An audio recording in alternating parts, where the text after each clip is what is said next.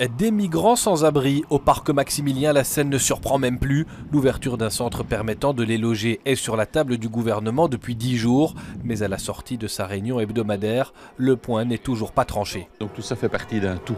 Quand on discute budget, à un moment donné, on charge la barque avec tout l'ensemble des demandes et on essaye de trouver un terrain d'atterrissage qui nous permette d'arriver à déposer un budget équilibré. On en parle comme d'habitude, oui. On attend des avis du côté du fédéral. Côté flamand, aussi membres du gouvernement fédéral, on botte en touche. Est-ce que vous avez parlé du centre d'accueil pour réfugiés? Non, il n'y a pas encore de décision prise. Il y a un accord de principe? Pas encore, on en rediscute.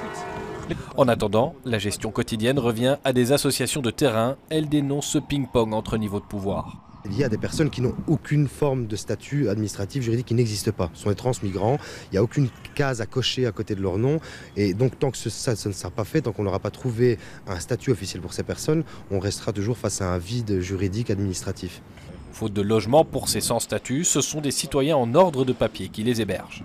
Il y a un réseau citoyen qui s'est formé via la plateforme citoyenne qui héberge aujourd'hui entre 150 et 250 personnes par jour, tous les jours depuis maintenant près d'un mois.